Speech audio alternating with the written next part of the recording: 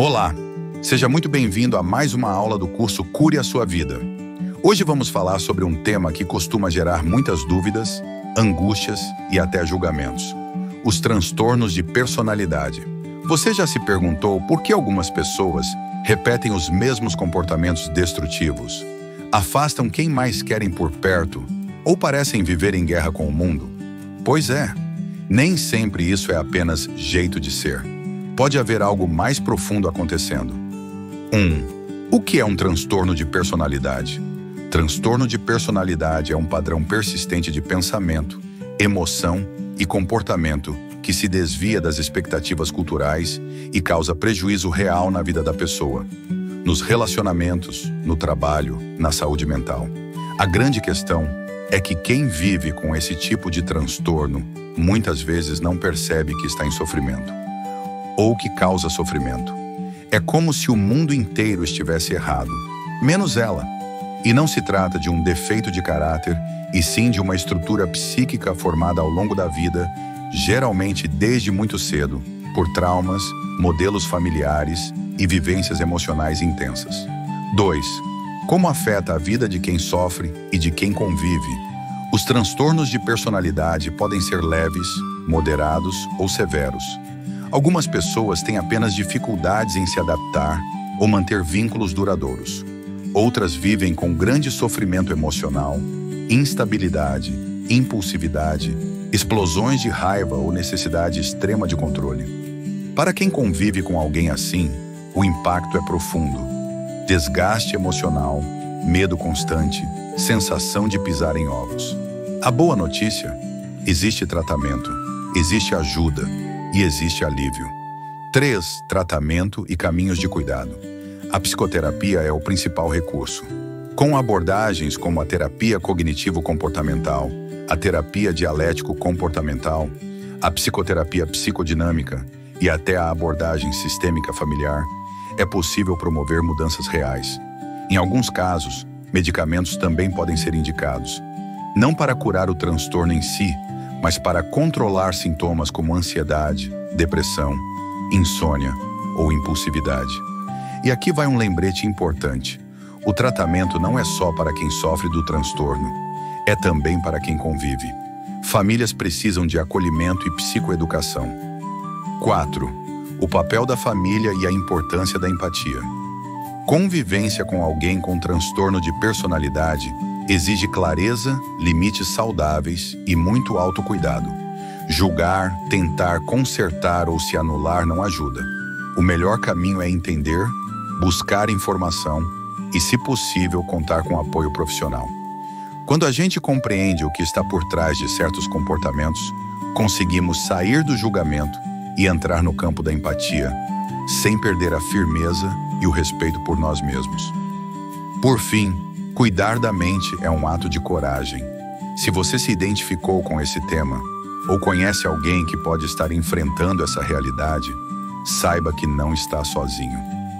A saúde emocional é um direito, e buscar ajuda é um passo de força, não de fraqueza.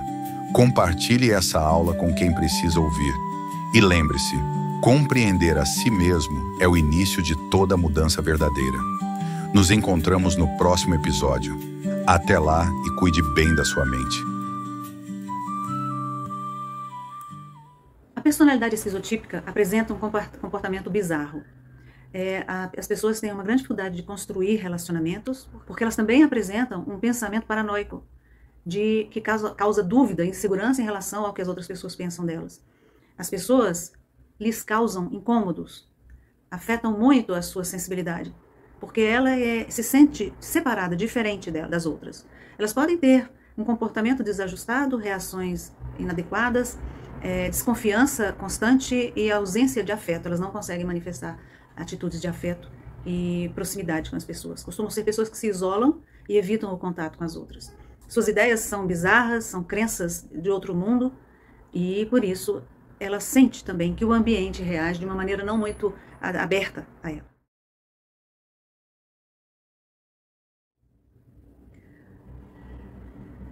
No transtorno de personalidade antissocial, a pessoa não aceitou a barra do pai. Ela desconhece a lei. desconhece as regras sociais. São pessoas que praticam infrações sem nenhuma problema de consciência. São pessoas que fazem as coisas para se darem bem, para atenderem seus interesses.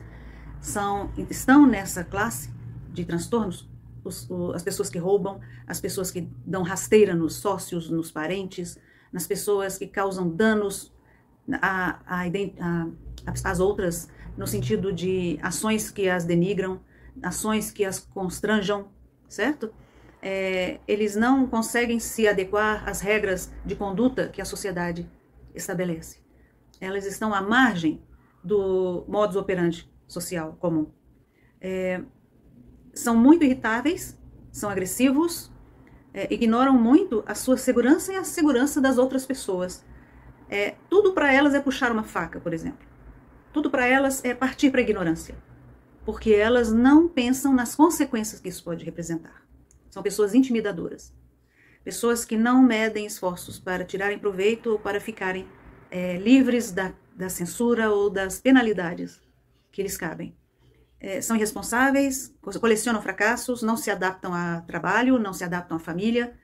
São pessoas sem nenhuma ética no trato com o dinheiro, no trato com os direitos dos outros, não sentem remorso, são indiferentes à dor dos outros e isso pode ser explicado. Em exames de imagens, essas pessoas têm a área responsável pelas emoções, a afetividade, que são o córtex cerebral, por exemplo, tem uma baixa atividade neuronal. É pouco irrigado de neurônios. Então, esse padrão, ele surge, muitas vezes, de uma primeira infância marcada por violências, agressividade, desamor, desatenção, porque ela quebra o vínculo da pessoa com os seus cuidadores. Ela é vítima de uma rigidez, de um excesso de disciplina que quebra a sua afetividade. Uma forte rejeição, por exemplo, pode causar o surgimento de um transtorno como esse. Ao mesmo tempo que a gente sofre em falar sobre um caso assim, a gente encontra a explicação. Certo? Vamos agora para o transtorno de personalidade narcisista.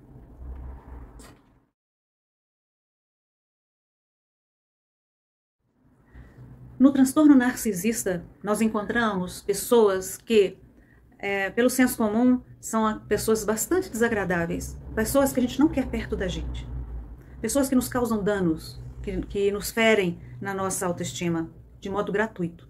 São pessoas exibicionistas, são pessoas vaidosas, com mania de grandeza, são pessoas que querem o melhor para si mesmas, custe o que custar, que interpretam as outras pessoas como súditos, empregados, obrigados a atenderem seus desejos e caprichos. Elas têm ideias grandiosas sobre si mesmas, elas se colocam numa posição de destaque, mesmo não tendo motivo para isso, mesmo não tendo feito nada de né? Elas se exaltam, elas falam muito de si, do que conquistaram, do que têm, do título que elas têm, se vangloriam muito sobre isso. São vaidosas, as pessoas com transtorno narcisista têm uma necessidade muito grande de exibir, ostentar, procuram se relacionar com pessoas de poder, pessoas que têm dinheiro, e não têm nenhum pudor em tirar proveito das outras pessoas, de manipular as outras pessoas para obterem algum ganho pessoal. A gente percebe que também nesse quadro existe um defeito na estrutura cerebral que está na ínsula anterior esquerda, uma parte do cérebro ligada à capacidade de ter empatia. Um carro sem radiador consegue andar? Uma impressora sem tinta funciona?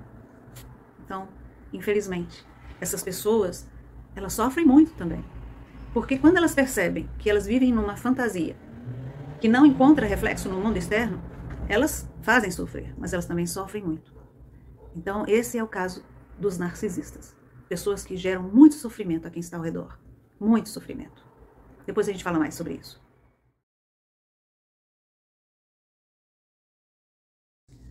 Transtorno de personalidade borderline. Acomete mais as mulheres do que aos homens.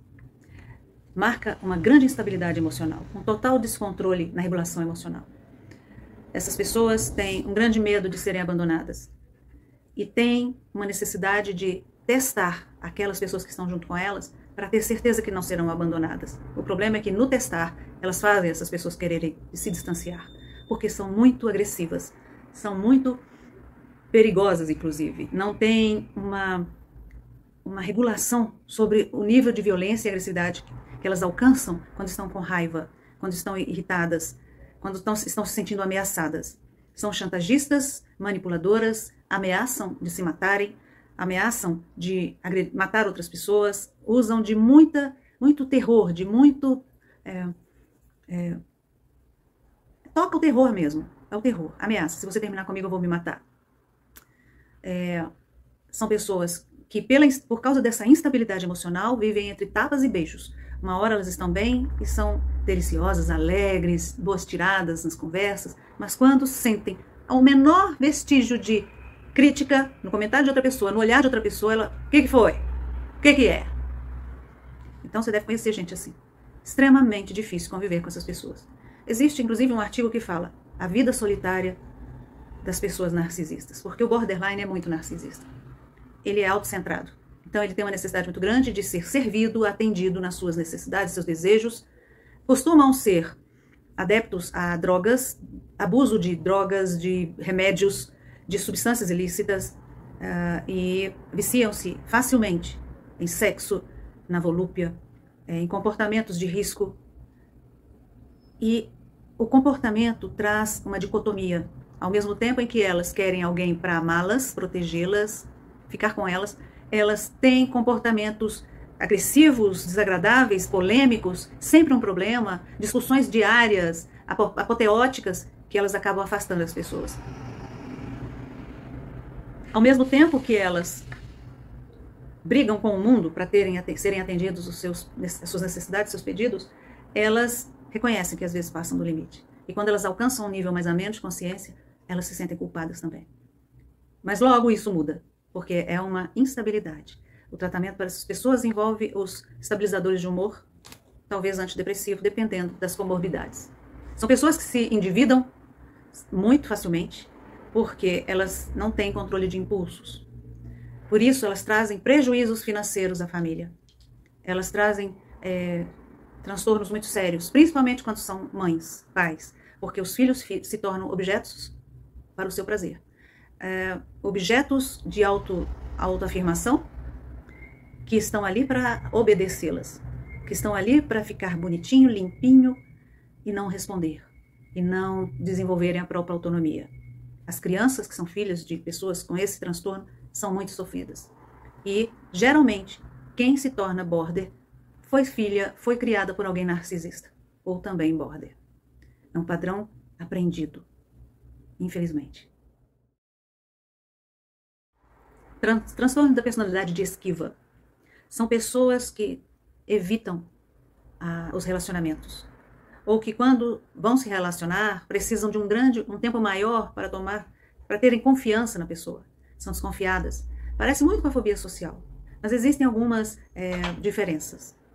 Elas até relacionam-se, mas com muitas reservas. São pessoas caladas, arredias, se sentem inadequadas, insuficientes, são muito sensíveis à crítica e são muito reservadas em seus relacionamentos, são pessoas muito sérias e têm muito medo de serem ridicularizadas, de serem criticadas em público também. Mesmo que elas sejam pessoas maravilhosas, cheias de qualidades, elas têm muito medo, porque o autoconhecimento delas, a autoimagem delas não é positiva.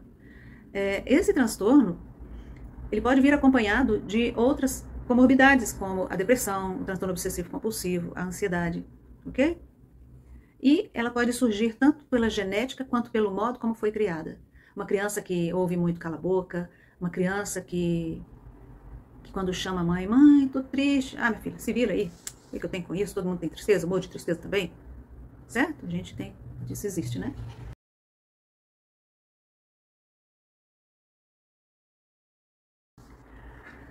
O transtorno de personalidade dependente pode surgir na infância quando as necessidades efetivas da criança não são atendidas e geram nela uma grande dúvida sobre a sua importância, seu merecimento.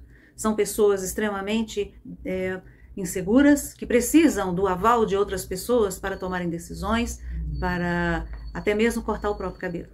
Elas pedem opinião para tudo. Elas têm uma necessidade de um suporte que as proteja. Quando elas se unem em casamentos, elas buscam um pai ou uma mãe, na maioria das vezes, para suprirem aquilo que lhes faltou no passado. São pessoas cheias de motivação, podem ser pessoas honestas, boas pessoas, responsáveis, dedicadas, mas a insegurança que elas têm quanto à avaliação das outras pessoas as impede de ter iniciativa, de ter coragem de assumir riscos, de ter a iniciativa de inovar alguma coisa. Por isso, assim que o parceiro descobre, percebe o que é se relacionar com a pessoa dependente, essa pessoa não dá conta. Ela tem uma noção de que ela não vai dar conta de dar ao dependente a assistência, o amor do tamanho que o dependente precisa, porque é algo que não acaba, é algo que a demanda o tempo todo. Você me ama? Fala pra mim, você me ama? Fala pra mim, você me ama? Não é difícil isso? É muito difícil. Prova que me ama. É muito difícil para quem está com ela. Porque às vezes ela está mostrando o tempo todo que ama. E não é suficiente. E por isso elas estão sempre sendo abandonadas. Por quê? Não porque elas sejam ruins, mas porque a pessoa que vai se relacionar com alguém assim, ela se sente incapaz. Pô, eu não tenho condição de dar a essa pessoa o que ela quer. Eu não sei o que ela quer. Sistemicamente falando, nós temos nossos pais. Vamos pensar numa linha hierárquica, tá? Atrás de mim, meus pais. Atrás dos meus pais, os meus avós, bisavós, tataravós. E ali para os lados, os tios avós, os primos, os irmãos, certo? Quando a pessoa é dependente e ela cresce, quando ela vai buscar um parceiro, ela na verdade está buscando o pai. Está buscando a mãe. E não é possível para alguém que está buscando uma esposa ou um esposo cuidar do cônjuge como se fosse um filho. É impossível. Não dá liga. Inclusive, em termos sexuais, não tem química. Porque ninguém transa.